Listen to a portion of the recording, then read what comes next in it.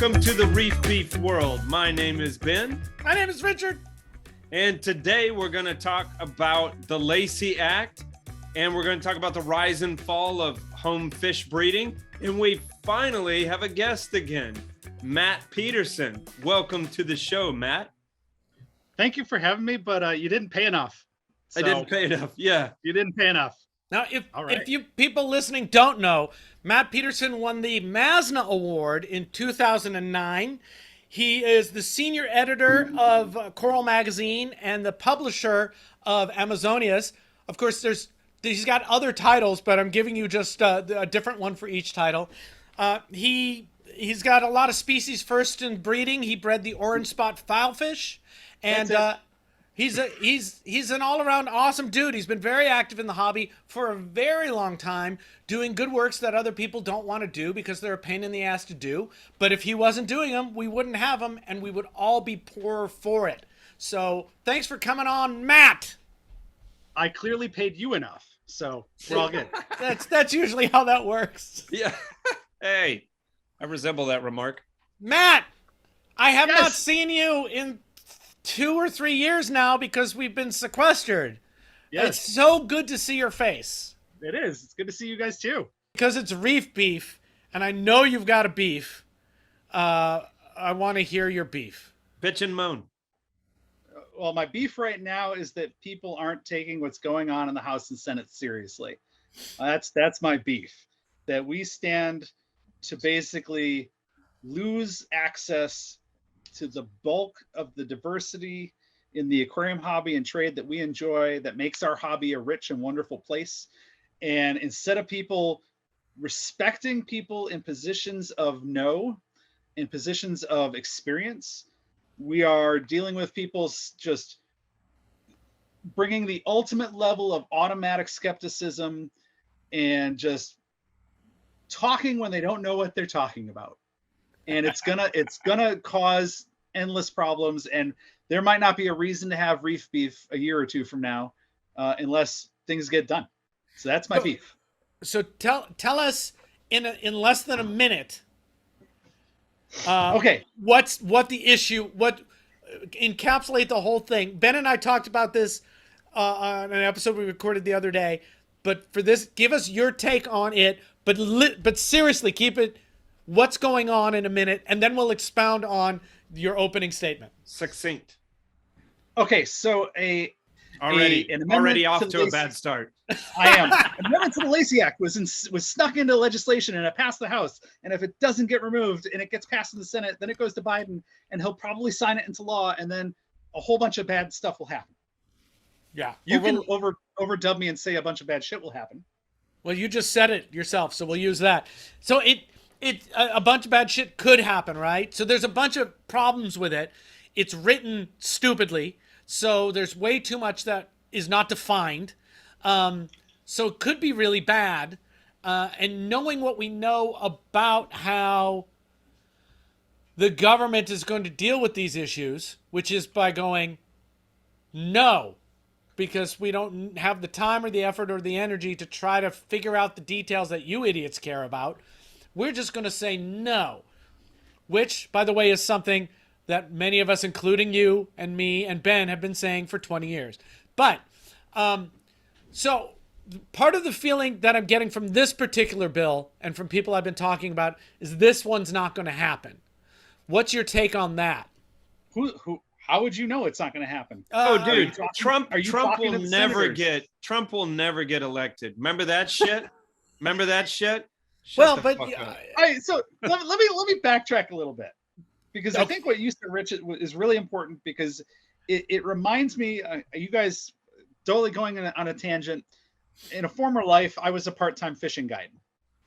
All right. And so we would hunt, chase, we would go find the salmon when they were running out of Lake Michigan, and we would fly fish for them. And so certain times of the year, it was legal to fish at night. And let me tell you how amazing it is to stand in a giant river in the middle of a city where all you can see is the radio towers and hear the fish going. And you're all out there with your glowing indicators, and they're zipping through the air, and every once in a while there's a bunch of commotion because someone's got a fish on, and we all have fun, and so that was a thing, and that was a lot of fun, really amazing experience. And you could do that up until a certain time of the year, and it was legal. And bottom line, we lost that privilege. Let's put it that way. Sure. We lost that privilege, and we lost that privilege to fish at night because the conservation department and the conservation officers of the DNR said it's really hard to know if you're poaching or not at night. So we'll just make it illegal to fish at night. And if you're on the river at night, you're automatically breaking the law, and we will deal with you. Right. Rather than try to figure out like, well, yeah, these guys, they're okay. This guy over here is spearing fish with a pitchfork. We need to deal with him. No, everyone out there at night, illegal all the time. That's how it works. Yeah. That is what we are up against with this legislation. Yeah. Now, I'm not saying that it's not going to happen. I've been saying for a long time that unless we get our house in order and get ahead of some of this shit, they're going to get ahead of it for us, and we're not going to like it because they don't give a shit about the animals like we do. Well, I made this analogy before. It's like a divorce. Like either you and your spouse can figure it out. Otherwise, a judge is going to do it for you. Right. No one likes it. Right. What I'm not clear on is that if this particular thing that's happening now is going to be the one. I tend to feel it's not right, but it's coming. How many times did Hawaii not ban its fishery? And how many times did it ban its fishery?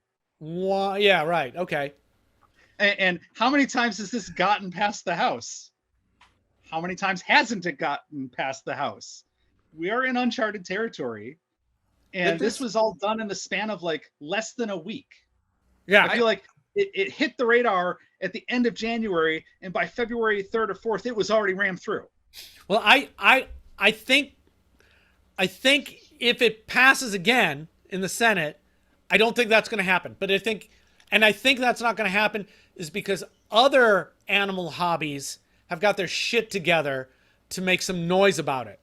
And then why don't we, the powers that be in our industry, talk to the powers that be in the parrot industry and the because there are no powers that be in our industry.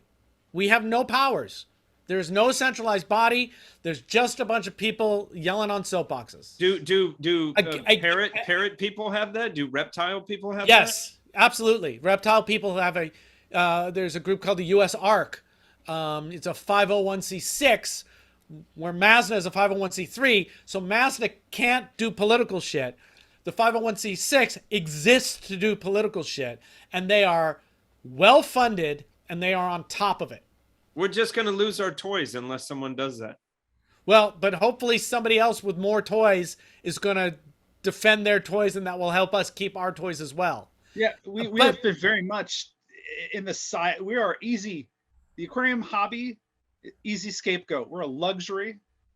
Whereas I think about like the U.S. ARC exists because people have been afraid of snakes and trying to ban snakes for a long time. Right. And, ball pythons can sell for several $1,000s a piece. Mm-hmm. It's the whole designer clownfish reality, whereas it takes the same amount of money to make the $5 clownfish or the $500 clownfish, but people pay for the $500 clownfish. So there's money to burn and there's money to defend yourself. Mm-hmm. If we weren't all so cheap, there would be more money. But it really falls on, I hate to say it, but it falls on the industry because if this goes through, the aquarium world will not cease, but the aquarium hobby in the United States is a big component of what supports all the industry here at home, but then also all the industry around the world. When we are 50% of the market share, if that hobby dries up, the ramifications, the fact that this is put into the America Competes Act, meant to create jobs, and it has the potential to put tens, if not hundreds of thousands of people out of work, which will destroy a multi-billion-dollar industry, which will then cascade out beyond. I sure hope it doesn't happen because I'll be out of a job. I'll be doing something completely different. I'll be setting up your saltwater tank with clownfish and Sherman RBTA's anemones, and that's your saltwater tank right there. But see, that's the thing. leads me back to when the Center for Biological Diversity tried to get Percula clownfish listed as an endangered species. Right. Okay. Which would have made me a felon because I had Percula clownfish in my basement. And I'm breeding and owning an endangered species. I'm violating the Endangered Species Act. It's like, what were we going to have to do? Me and the 50,000 other people in this country who have this animal that's plentiful in captivity. What the heck is going to happen if that animal gets thrown on the endangered species list? We all became criminals if that happened. It didn't happen. But how many times do things not happen? And it just takes that one time where it does and everything changes. Oh, and it's coming. And so people take this as saber rattling or, just blowing it out of proportion. Not to mention all the people who can't even find the current version of the legislation or put the pieces together. Because I think, as far as we know, the version that has passed the House hasn't actually been finally cobbled together and pushed out to the public. It's not there yet, but you can follow all the steps and pieces. No one knows where this came from. I'm getting phone calls about this every day. People like digging down. They cannot figure out where this came from, but that doesn't matter. It's in there. It's in there, and we have to deal with it. So we get so much back and forth of, oh, it's not a big deal. Oh, it's not this. And Rich, you might be right. Hopefully this one doesn't happen. I hope to God it doesn't, even though I'm an atheist. But not me. so Richard's I don't very know. Religious. If it's not this one, my understanding is that this is not the first time this particular set of language has been put forth and it has been shot down. I mean, that was the thing with the Hawaii bans. It was always the same language. They would just push it back. Yeah. And, they just keep pushing it back. And our industry, I'm with you. I think it's up to the industry and the trade, not to the hobbyists, to deal with this. But we've learned almost nothing from Hawaii, right? And for 15 years, been talking about Hawaii, even for longer, right? Bruce Carlson was dealing with this shit in the 70s, right? And we still don't have an us to talk to represent us. We have PJAC, which is trying, but PJAC is not really. People, they don't really represent the trade or the industry. They're trying, and they're just gonna keep coming until there's nothing to do. And the problem is they make us run around like ants, and you get 1,000 phone calls, and then it goes away, right? And then everyone just goes back to, well, why isn't my shit cheaper? Yep. I want more stuff. I want a Queensland grouper, and then I'll let it go. And then it's going to hit us again, and we're just going to run around with chickens without our heads off again. USARC is set up that there's a person that this is their job. This is someone's full-time job. And there's other support staff. So people, I've gotten a couple emails like, well, you should cover this, Matt. You should investigate and see. Like, I have a magazine to publish. I have all these I've got a family to run. Like, when did this become my particular job to drop everything else I do that actually puts food on the table to go to fight this fight for everyone? For free. It doesn't work that way. Red Talbot must be spinning in his grave. Who we need to get on the show. And he's not dead. Yeah, Rhett. Who we need to get on the show. Rhett was trying to do actual reporting about what's going on, and no one wanted to give him any money for it. Shoot the messenger. They didn't even want to pay his expenses. And so everybody just wants, they want a clownfish with long fins, and that's all they care about. And look, what we said about Hawaii was like, look, when Hawaii gets stopped, no one's going to care, right? The hobby will just grind on to the next fish, and that's exactly what happened, right? Hawaii exports stopped, and no one really gives a shit. Well, I mean, you're going to reach a level where people, maybe we're there. So a new person came into the hobby, let's say 6 months ago, and then they just don't know that yellow tangs used to be a thing. Like, you just didn't know. You don't know where you jump into the train at. Well, I mean, I think the Achilles tang is the one that really gets me, as the perfect example. Like, we just don't have Achilles tangs anymore. They're not a thing. They're an awesome fish, but you can go spearfish want to kill it and eat it, that's fine. But God forbid it gets thrown into the aquarium trade and generates $300 of revenue along the way. That fish, and it's Red Talbot who like put this, really hit it home with me, that once the fish leaves the reef, what happens to it is immaterial. When we're talking about saving the reefs and reef conservation, it's the act of taking the fish off the reef that matters. So if it really mattered, then the spearfishing would have been taken off the table too. Yeah. But it wasn't. But because we're the easy target, we're the luxury, we're the, you know, eating, everyone's got to eat. So we have to let people spearfish and kill as many Achilles tangs as they want, but one in an aquarium is too many. So the logic is faulty. But it's also that classic shifting baselines, reality of the world. You come into the hobby and Achilles tangs were never in the hobby if you were in the hobby in the last year. Oh, it's just a fish you just can't get. And that's usually just the end of it. No one says, well, why can't you get an Achilles tang? And then, oh, I need to do something, or that was bad or wrong, or man, I should maybe put some money towards fighting this thing that I care about, for this thing that I care about. And, you know, we all have limited budgets, but the people who are really going to lose out, we will all lose out, but it's the industry that supports our hobby that's really where the problem is, because they will lose their revenue streams. Then all those people go out of work. So if we want to, I waffle between thinking about this almost from a freedom standpoint. Our country's built on freedom. Whether you're a Republican, a Democrat, or an independent, I think we all can agree that for the most part, freedom should kind of be there. And as long as your freedom doesn't affect someone else's freedom, you're probably okay. That's kind of like the veil of how we define whether something's good or not. As long as you're not affecting someone else, we should kind of leave you alone.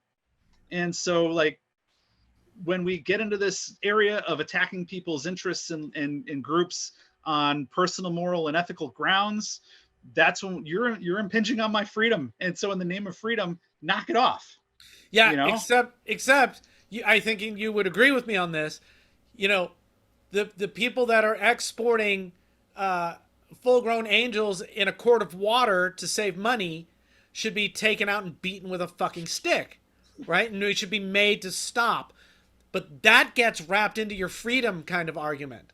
And yeah, that's where we can talk about animal welfare. I am all for saving the environment. I am all for ethical treatment of animals, but those things get warped. That's right. They get warped into something else, which is not really what it is about. I think, and kind of the soapbox I've been on about this for however long has been, we haven't cleaned our own house and we have no legs to stand on. Because anytime anybody goes, well, it's about education. Well, first of all, your home tank's not really about education. Stop it. Your home tank is about entertainment for you, for 80% of the hobby. And that's fine. So, but stop it. But you are also supporting every crappy player in the trade and industry. And you're supporting them by kind of going, I don't really want to look at that because I really want access to stuff and I want it to be inexpensive. And that's, until we do something about that, I really don't know how to defend ourselves in a way that is robust. Yeah, but we're not even being attacked on those levels, to be honest. It's true. That's not what this is. They're not coming after the aquarium trade and being like, oh, you know, you're still cyanide fishing over in that place, and you know, so you guys should all be shut down.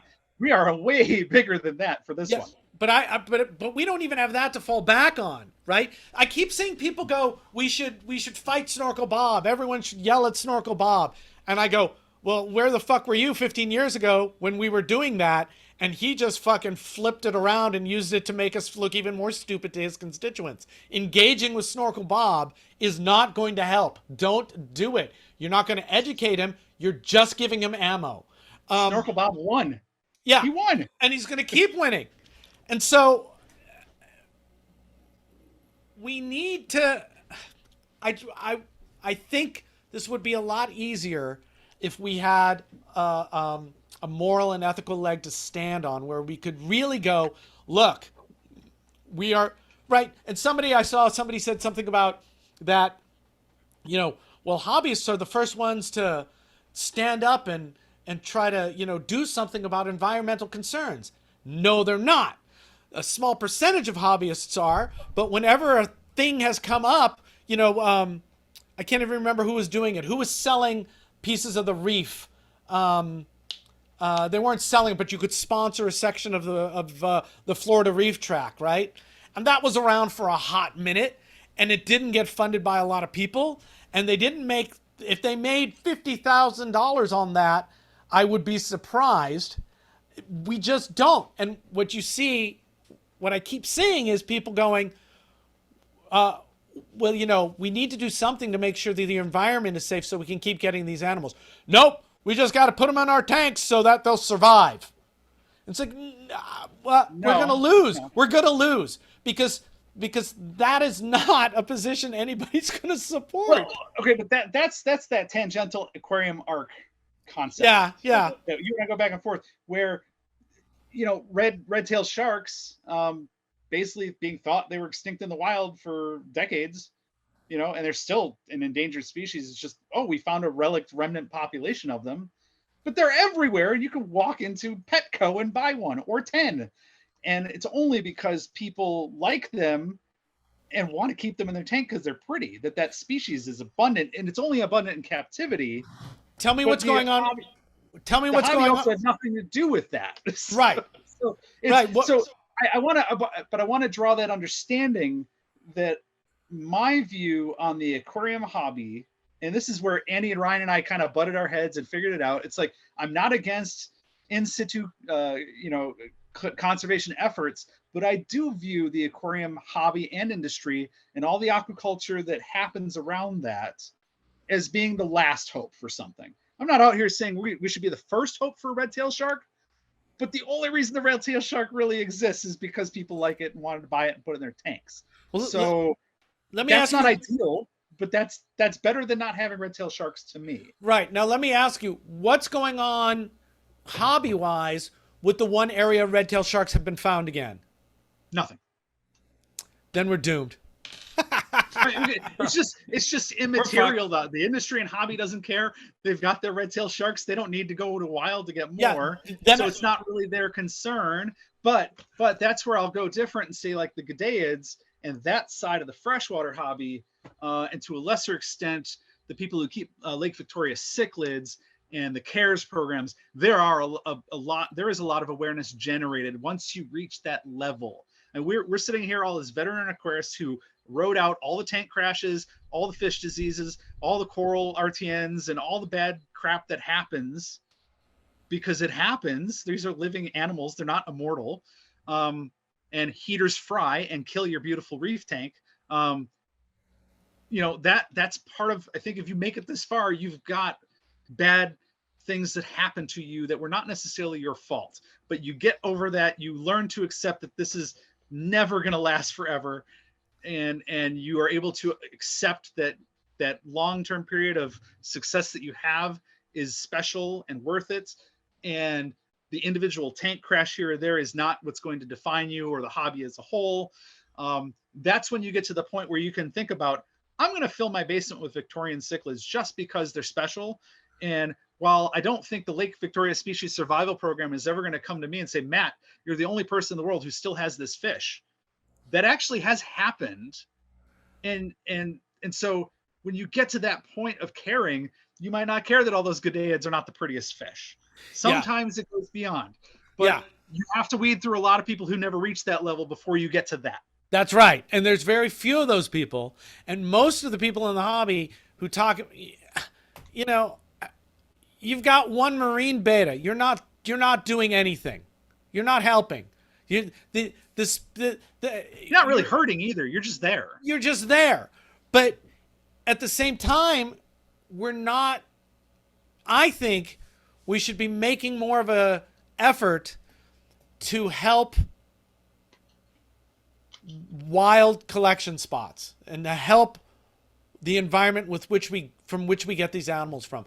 I think if we had an active surcharge that was making money for an organization that was going around the world and doing coral farming and setting up coral, displays at lagoons with hotels on them, and doing that and pouring money out to there and getting corals from those places rather from the wild reefs, except for some broodstock here and there that was needed.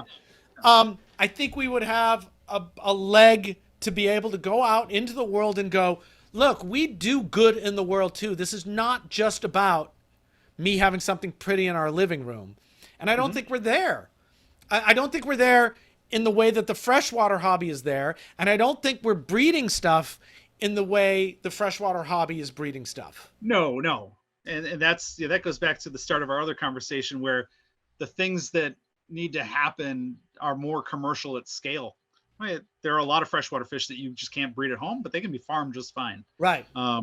So, and then you also have to remember the scale of that hobby being, the last numbers that were published, I haven't seen new ones, a couple years old now, but 14 million freshwater hobbyists and I think 2 million saltwater in the US.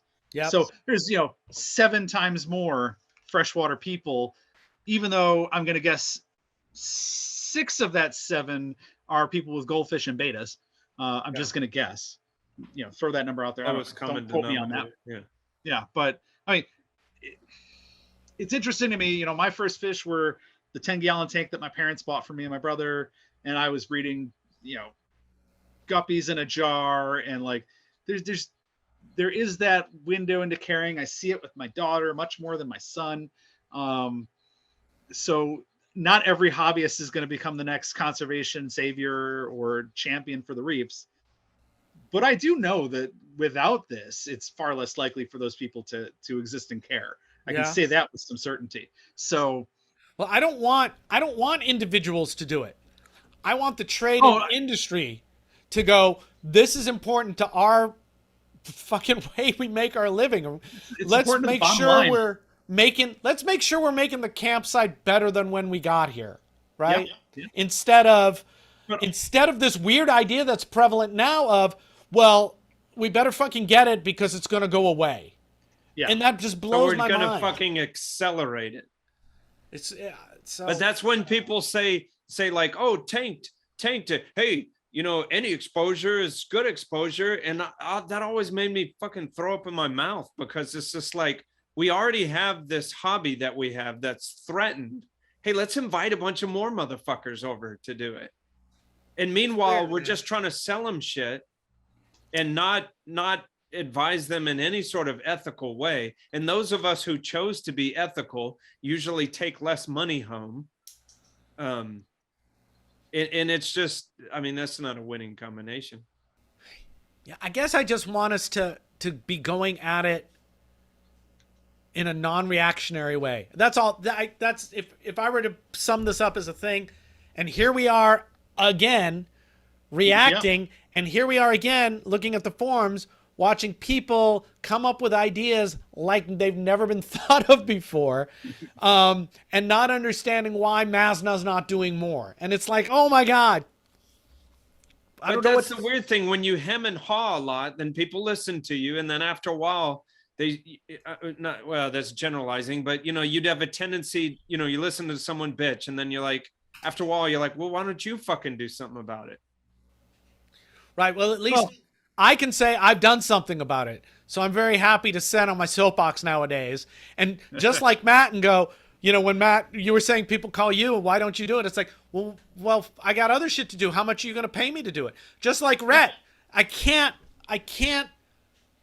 feel good enough about Rhett going, I can't do this for you guys for free. I got to go somewhere else later.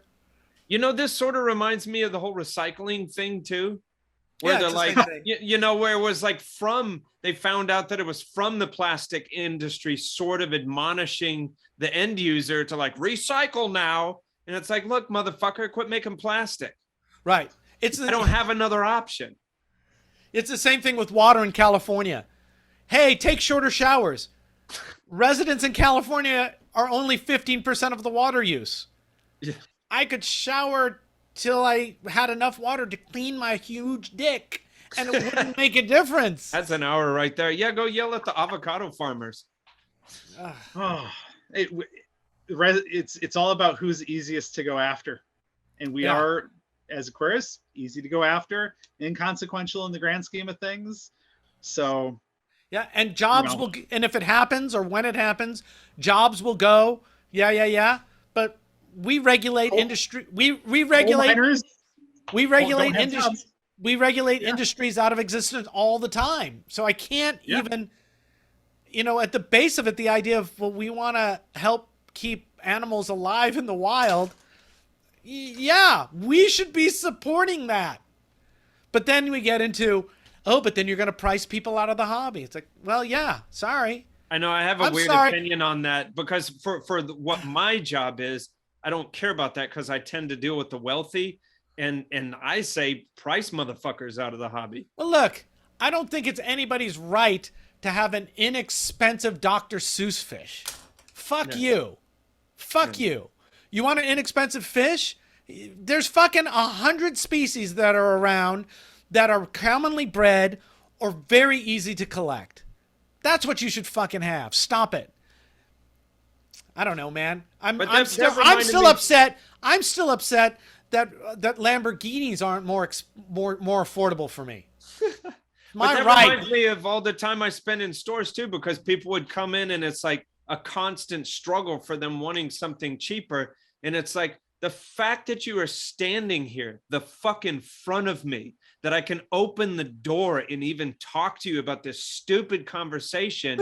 And I'm already not making enough fucking money. And you're asking me to make less money. Get the fuck out of my face and the fuck out of my store. It's ridiculous. Unless you buy Eco Aqualizer. Yeah, and then it just takes all your worries away. Yeah, and we wonder why there's some nefarious players in the industry and trade, right? Yeah. Matt Pedersen, last word. Oh. No, bullshit. So I do want to say I shared that URL with that latest, like, debunking the myths about everything that's going on. And yeah. I really would like you guys to, like, we'll link it. Who are watching Reef Beef, go to reeftorainforest.com. What is the title? What do we give it? It'll probably Aquarium Apocalypse. Can Lacey Act amendments really cripple or end the U.S. aquarium and pet trade? We'll look in the show notes. We're gonna link it. Yeah, but the reason is the person who wrote this chose to be anonymous because of the amount of crap that he or she will get for writing it. Right. That's a problem. It's a huge problem. That's a major problem when someone's out here saying, look, all this craziness, I'm a person with knowledge. You should respect me because of my knowledge and experience, but that's no longer enough in this world. And I'm going to put forth very logical, factual-based answers to all these crazy ideas that people are coming up with and say yes and no and talk frankly. That's really the only bit of information you probably need. Because while I said Sanjay Joshi is not the only person in the world who can tell me about lighting, I am going to check myself and not talk about lighting if Sanjay's here and saying, no, Matt, you're wrong. Or I'm just going to say, go talk to Sanjay. He's right here and he knows better than I ever will. So, there's one thing in the marine breeding world. It was, you were an expert because you knew more than anyone else in the room because it was new to everyone. But when it comes to, like, dealing with legislation and lobbying and the government and how it works and what legal terms mean, all these people on the internet are not lawyers and legislators and lobbyists. They don't know what they're talking about. So when someone with that background has something to say, everyone should just shut up and listen. Yeah. And but dude, we don't shoot the messenger. Don't shoot the messenger. Don't tear down that person's credibility because you don't like what they're saying or it's uncomfortable. This is the reality. We see this in everyday life when there's a new thing that's going on in the world. Everyone's a fucking lawyer. Everyone's a virologist. Everyone's a this. And it's just like, but and again, but I see that because of social media, we all have a voice that can be heard by so many people. What about when Elon Musk's, data link in the head? What if when everyone in the fucking world can hear everyone's thoughts? You want to drown this shit out more? You want to go more the fucking insane? Put on your seatbelt. That's a lot, man. I mean, that's my beef is stop stop spouting off like you know what you're talking about if you really don't. It's funny because that's just because you have a following and just because you have an opinion doesn't mean it's valid. It doesn't mean that what you're saying is right or correct or helpful. So, well, we're right back to Carl Sagan and Demon Haunted World again in the skeptical reef keeping articles and Dawkins, and experts are the people who go, oh, well, there's probably 20 people in the room who know more than I about this particular thing. This is what I understand. Who knows more? And the worst is people who go, I am the expert. You should listen to me. I don't know. Dawkins is kind of like that. Although I find myself sometimes going, God damn it, why aren't you listening to me? Yeah. Dawkins really? is like that. Why are you arguing with me about breeding Sepia bendensis? Yeah. Seriously. Too much skepticism. It's your fault. You telling everyone to be skeptical. Now they're skeptical, and we are reaping what we sowed, Rich. You created my fault. monster, Richard. My fault. I take the blame. I'm sorry, everyone. I'm sorry the hobby is going to be destroyed. You destroyed it. Richard destroyed it.